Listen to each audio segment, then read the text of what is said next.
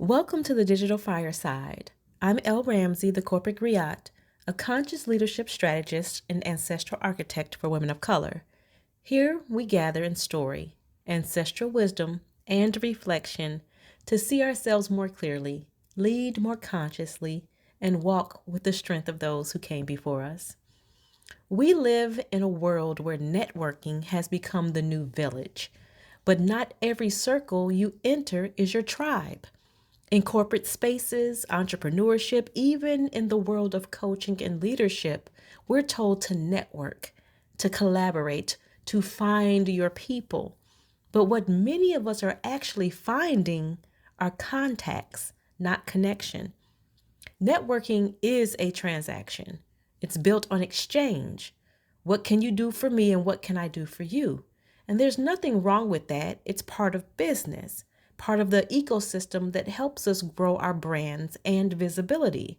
But community, that's something entirely different. Community is where you can take the mask off.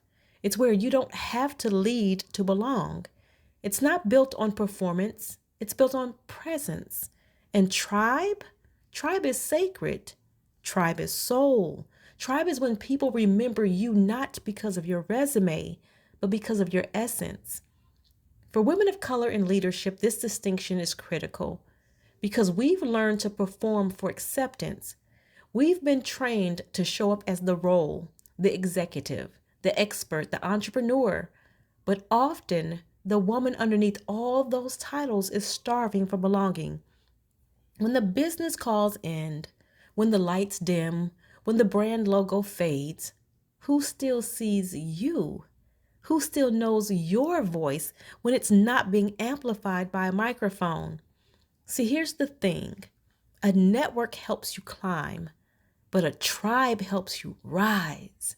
And the truth is, many of us are surrounded by networks, but we are starving for tribe. Now, here's where the distortion really seeps in. We've entered an age where even community has been commodified, where belonging comes with a price tag, where access, sisterhood, and support are locked behind a payment portal. And listen, I'm not against structure or business. There's beauty in investing in your growth and paying for value.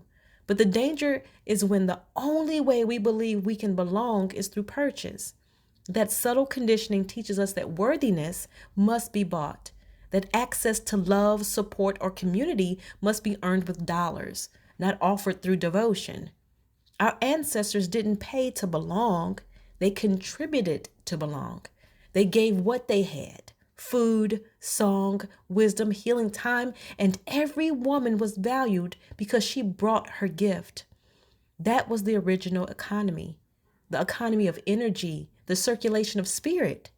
We didn't have to earn a seat at the table. We built it together. When you have a real tribe, your life expands, not your exhaustion. Your spirit stabilizes, your nervous system calms. You begin to breathe differently. Because a true tribe doesn't just celebrate your wins, they witness your humanity. They hold space for your silence. They remind you of who you were and who you are when you start to forget. Your tribe becomes a living field of energy, one that nourishes your mind, anchors your emotions, and reawakens your spiritual rhythm. They don't drain you, they refuel you. And here's why that matters. Because as women of color, we carry both the memory and the mandate of community. It's woven into our DNA. Now, science calls it morphic resonance, which is the field of collective memory that connects us all. But our ancestors knew it long before it had a name. They lived by it, they shared through it. That field is what I call ancestral intelligence, the original AI. It's not coded in computers, it's coded in you. It's the intuitive knowing that tells you when someone's spirit aligns with yours and when it doesn't. It's what helps you discern between the circle that uplifts and the one that quietly drains. We've gained so much information in this digital age, but we've lost the intuition that once guided our every connection. We know how to connect on LinkedIn, but not how to connect in spirit. We know how to collaborate on projects, but not how to commune in peace. We're plugged into knowledge, but disconnected from wisdom. And that's dangerous because when wisdom fades, lineage breaks. And when lineage breaks, legacy gets lost.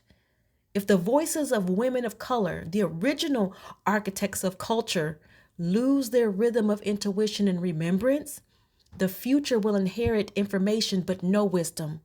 Technology will evolve, but humanity will regress.